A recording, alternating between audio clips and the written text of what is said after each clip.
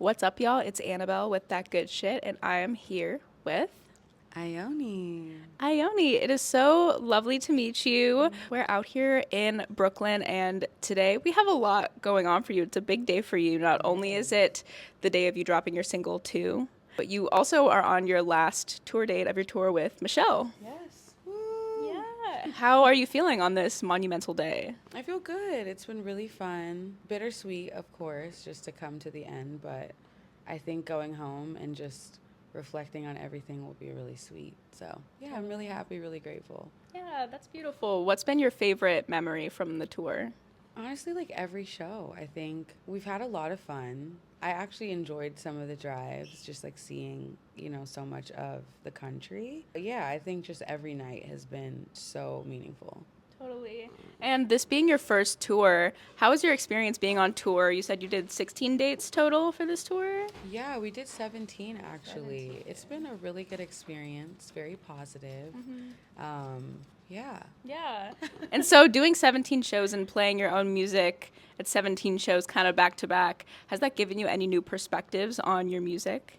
Absolutely. I think my favorite thing is like testing music with new audiences. And I feel like this was kind of a double situation where, like, not only was I testing new music, but I also was playing for mostly new audiences as an opener. So it was just a really good chance to see, like, what lines, what lyrics, what songs, what sections, like, really resonated with people to kind of take back and, pour back into the work. Yeah. Did you notice which of your songs had maybe the strongest overall reaction? I think, people really resonated with different songs for different reasons. I think it's a very genreless album, so like there's a lot of spaces we get to. But I think the song that maybe like lyrically seems to resonate a lot with people is It Is What It Is or Leading Me Nowhere. Yeah. Yeah. Okay. And on this tour, what's one like drink or snack that kept you going throughout the entire tour?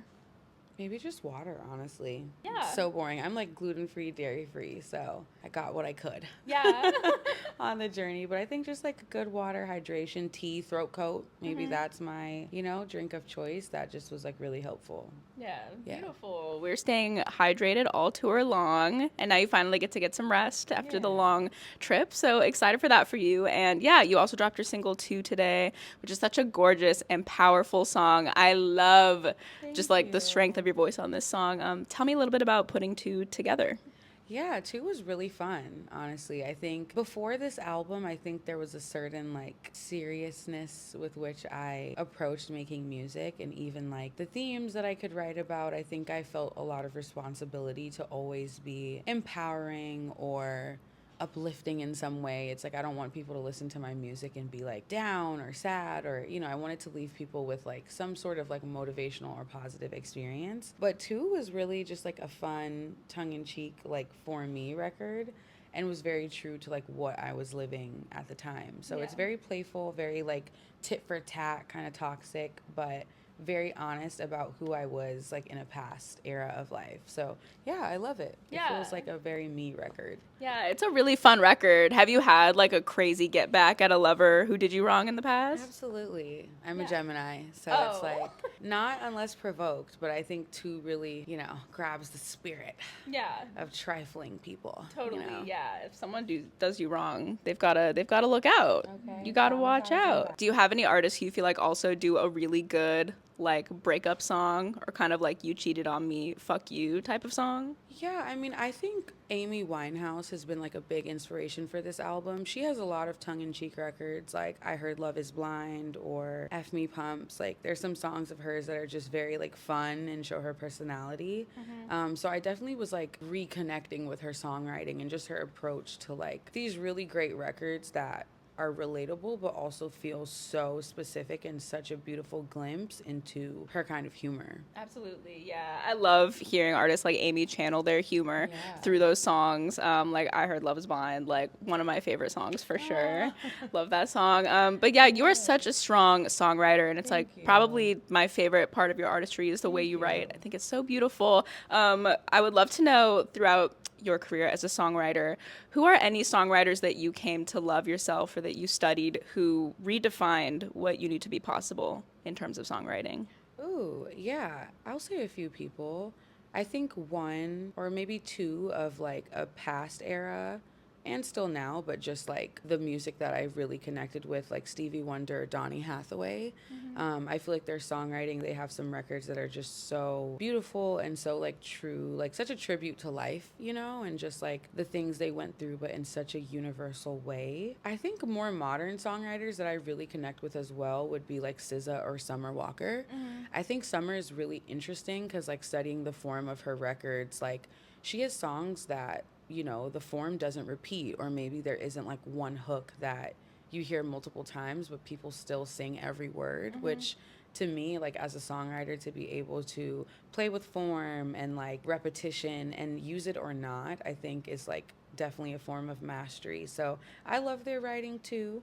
I would also say Frank Ocean, Adele, Sarah Bareilles, The Script, different like acts that I really, since I was a kid, Bon Iver as well, you know, different degrees of like, use of language, some more contemporary than others, but I really enjoy, you know, their approach to writing as well. 100%. Speaking of Adele, when I was watching your Colors show earlier, as I was kind of prepping for this interview, I saw someone in your comments of your Colors show saying that you're the new Adele. Have you gotten that comparison in the past? I have. I think I love Adele. I feel like I wouldn't really exist sonically without her, but I also feel like from a young age, I realized I want to do my own thing as well, 100%. obviously. So I think I love to hear people hear who I'm inspired by, but I hope that, you know, there's elements, maybe not of even my songwriting, maybe it's more like the sonic world that I'm living in, you know, beyond the writing that feels 2025 too. 100%. Yeah, definitely. I get that. I definitely hear the inspiration, and especially again in your songwriting, Of but course. you bring like your own very unique element to the table, and it's addicting. And you. as I get deeper into your music as a fan, I just become more and more in love with everything you've made, and really excited for what you have coming up, because I'm hearing that there's your debut album coming in the summer. Yes. Tell me a little bit about that. Speaking of Adele, no, I feel like this album is such a breakup album, honestly. Yeah. And so it kind of started off being more of like a social commentary. But I think as I just went through my own experiences in life, Isola, which is the name of the album, has become a lot about just kind of my journey to self. I think through my early 20s, like I'm 25 now, and when I started working on this record, I was like 20, 21, just about to graduate college and really trying to figure out what my next few years would look like. So, you know, it's a wide range of genre and, you know, narrative, but I think where we arrive at the end, hopefully, is like, you know, self. Yeah, 100%. That's beautiful. I'm excited to hear it. And kind of going back to a second ago, I was talking about your Colors show, which again is so gorgeous. And for those of y'all who haven't seen it, definitely recommend checking it out. I always like to ask artists who have been on Colors, who is your favorite Colors performance that's not your own? That's a good question. I want to say like Neo or Leanne LaHavis. I think both of their colors I just really, really enjoyed. Yeah, that Neo one is otherworldly. And so is Leanne's. Like, both are just amazing. Really, really strong. Okay, beautiful. I love that. So when I listen to your music and when I hear your voice, you have that power in your voice that's very touching, and I feel like can really impact the listener deeply. There are not a lot of vocalists, I feel like, who have a voice that's really that powerful, and so when you find it, it feels very special. When did you first realize that you kind of had that gift in your voice, that you had a voice that could really touch and impact people? I think I realized when I started to perform for people. You know, I think when I was younger, it was more like solos or, you know, little moments. So not as much to really go off of, you know, if people enjoyed it. But I think when I got to like 11, 12, 13, and I started performing in like the middle school talent shows, or, you know, even performing, you know, my own music that I was writing at the time, and people were enjoying it. And it wasn't just like my peers, but it was also like their parents or their grandparents. I think for me, that was when I started to feel like there was more of a scope, you know, to my singing, and my ability to like connect with people. Very special. So at the end of 2025, you put out a tweet that said, 2025 is the year my faith will be stronger than my fear. Tell me about the role of faith in your life and in your career, and how you're going to be leading with faith in 2025. Yeah, I think, you know, in the past, I've been more focused on like how things are received or where things go than just like being present and enjoying the journey. And it's like, you know, you look back on moments in your life that objectively were sweet, you know, like all things considered. And I think my goal for this year is to really just like be more present, with tour, you know, even talking about the last night tonight, just like having fun and like looking around, seeing the faces of the people that are there and connecting with them, and just, you know, standing in the moments that at one point I used to want or pray for or look for. And yeah, I think like faith, spirituality, just like connection to God is something that, you know, keeps me going, keeps me grounded, and I always try to infuse in my music. You know, regardless of if people like believe or not, I hope that like that element of just feeling like connection and like humanity is super, super present. Yeah, that's very important. Presence is everything, especially like you said, when you're standing in moments that you used to dream about, or in the middle of a big accomplishment or a memory you know you're going to look back on years later, like the last night of your first tour. That presence is everything. So it's awesome that you're coming into like even just this day with that mindset. That's really awesome. What have you been listening to lately? What is on the top of your playlist right now? I feel like I haven't listened too much on tour, but before I left, I was really getting into, I feel like Leon Thomas, Chloe's album that she put out, I think last year. I can't remember the title, but her second album. I really, really like that. I've been running that back a lot. Random things. Yeah. I feel like I'm kind of a collector of songs. Like I'll kind of go through playlists and just pick out tracks that I'm really resonating with. But yeah, I think those were some of my favorites at the moment. Okay. Do you make a lot of playlists on your own time, or do you kind of just collect songs individually? Yeah, I make a monthly playlist. Nice. For like every month of the year. They started off, you know, 1 out of 12. Now they're like different names. It's like February is Fiber. Things that are just like close to the month or feel representative of that month. But yeah, I just try to like listen to as much music as I can, and any songs that I just want to hear again and again, like go into the playlist. Totally. I do a similar thing where I make like a seasonal playlist. So I make a playlist every fall, spring, winter, summer. And then I'm really into the idea of like music as a time capsule. Or I was talking to a friend earlier and they were like, music is the closest thing we have to time travel, because you could go back to one of your earlier playlists from like a month, 2 years ago, and listen to a song and be transported back to those moments. I 100% believe that. And I feel like I run those playlists through the month. Like I'll add new records, but it's like, this is what I'm listening to this month. Yeah. So yeah, I feel like on a time travel tip, you look back and you're like, whoa. Yeah, it's I like remember that June. Totally. It's like archiving memories. It's so special. There's some songs that like you come across in life where they divide your life into before and after you heard that song. Some songs that just hit you so hard, they just like shake your world. What is one song that did that for you? Like one song that you listened to and it changed your life? Maybe like White Ferrari by Frank Ocean. Yeah. Not to be basic, but it's just so good. Like, it's one of those songs I remember the first time I heard it. I was like with my best friend and some other friends. We were like driving. We went to this beach in like NorCal, and we were like driving back to her house. And I'd been living in Indonesia, so I wasn't really hip to Blonde. Like, I don't know if a lot of my friends were listening to that at the time. And they were like, oh, let's listen to Blonde on the way home. The sun was setting. The sun was on my face. And it was just like, wow, this is genuinely like one of the most special like moments. And even now, I think like all the million times I've heard it, it just makes me feel so safe and like so okay in the world. So yeah, it's not one that I overplay, but when I do get to hear it again, it just has such a sweet spot in my heart.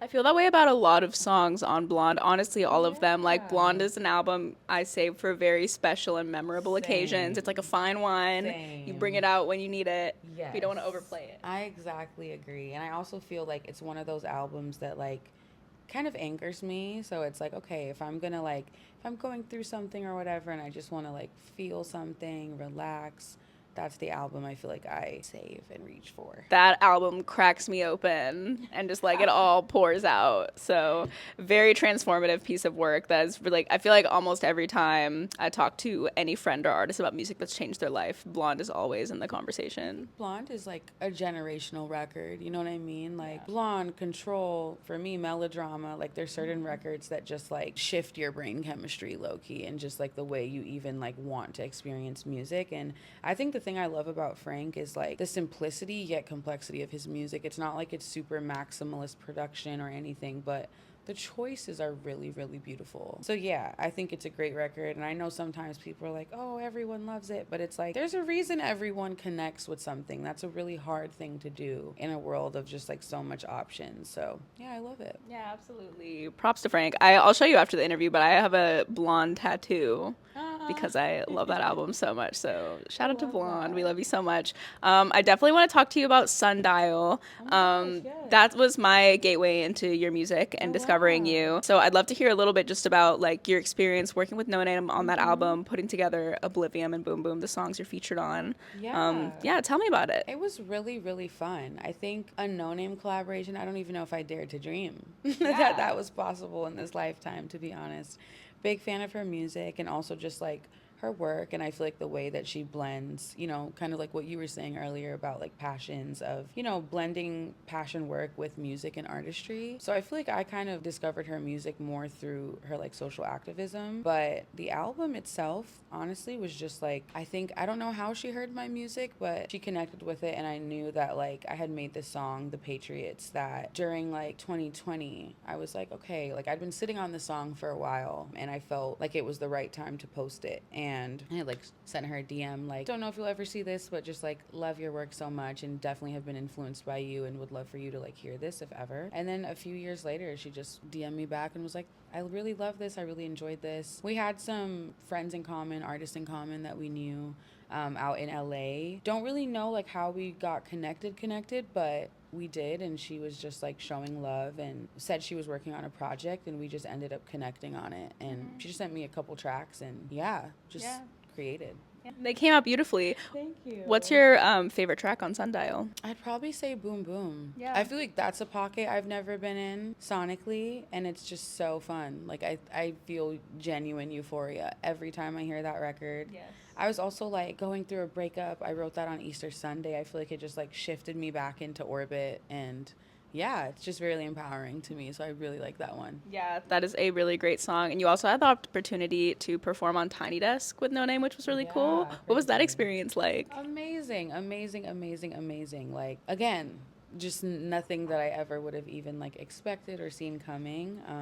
But it was really, really fun. I feel like Tiny Desk just being there in that room, and like Smino and Sabo were there as well, which was like amazing to just see and witness as an audience member. It was just really fun. Like great experience, beautiful opportunity.